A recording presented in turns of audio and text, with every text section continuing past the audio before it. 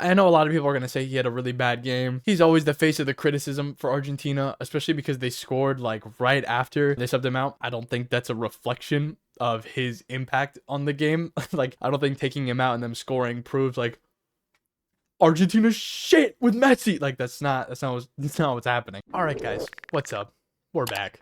Today we're actually going to be talking about Argentina versus Colombia. I just watched the game not too long ago. It finished like an hour ago. I got a lot to say about this game, to be honest. As you can see, all right, I'm an Argentina Messi fan because I'm Argentinian. Wow, what a game, right? I mean, usually when it's Colombia and Argentina, or like Argentina Brazil, Argentina Chile, it's always a very like physically competitive. Like all the games are physically competitive, obviously, but like especially those two, like Argentina and Colombia, the last few times that they met, yikes. We got the Copa America final, which obviously Argentina won. I think after that, Colombia beat them, and then now it was a draw. Very physical game. Very, like, when you think of South American international football, that's what it is. I mean, just fouls, and yellows, reds. I mean, if that's what you're a fan of, you couldn't ask for anything more. But if you are like more of a fan of like, you know, European stuff like Spain and France,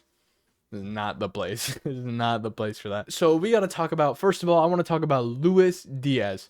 All right, we kind of seen this over and over from Luis Diaz. It's not really that big of a shock anymore, but every time this dude puts on a Colombia jersey, I swear to God, it's like Clark Kent to Superman. This guy shows up for his country almost every single time. And that's not even saying that Luis Diaz is bad for Liverpool.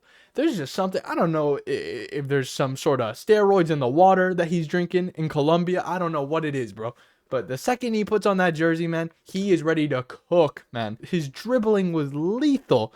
I mean, all Colombia really did, and it was extremely effective.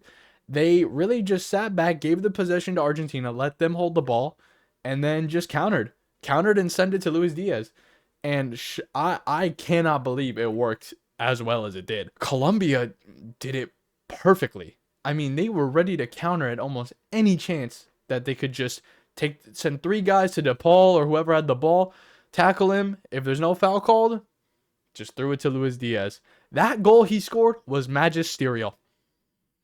Got through three defenders, no problem. Debo in the net, no problem. He scores that. Not even a problem. He didn't even blink twice. Luis Diaz for Colombia, man, he's a different animal. All right, I think that's been like well established now. This confirmed it for me. I hate going against Luis Diaz when he's on Colombia, but what a player, man. I'm not gonna sit here and say that was a bad goal. I mean, that would just be ridiculously like not. It's just not true. It was just a great goal. Taking the ball like that and just going through the defender, scoring. It just works. I want to talk about a bit about this referee. I'm not a referee, if you can't tell. I don't know all the rules in the sense of like I don't know every single rule down to the like the back. I don't know like the back of my hand. Okay, I watch. I'm a very just like I'm a viewer. I know I have a good sense of the rules.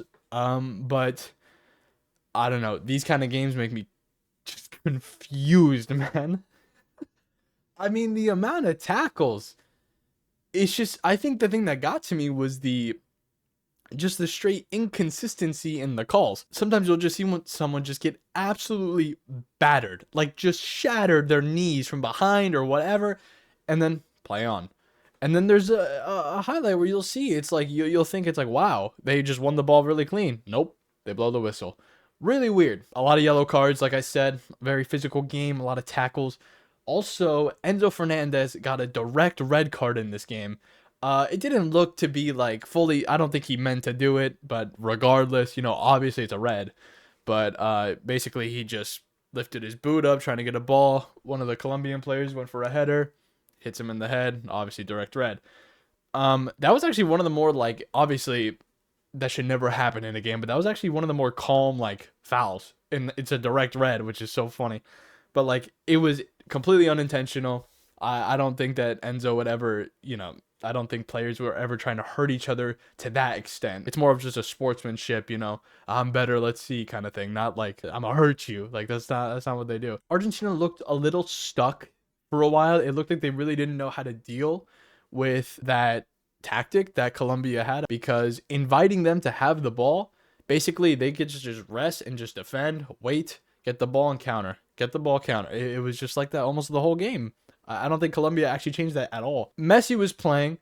I know he had a fine game. He didn't score or assist, but I think he actually performed pretty well. I mean, just fine. I don't think he stood out. Like, I think when you look at players like Messi and Ronaldo now at the age that they're at, you look at it as like, it doesn't matter if, you know, Ronaldo's not going to score a hat trick. Okay, whatever.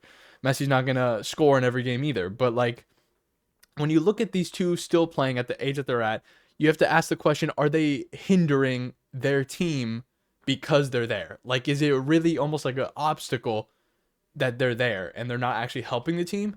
When I watch Messi play, he has a very, like, obviously, like, he walks a lot, whatever, and then he runs in those moments when he gets the ball, but I don't think he's hindering the team. However, I do like more how Argentina plays when he's not on the field, just because when you have so many younger players together, they can, like, Messi's not going to press. Like, it's not going to happen.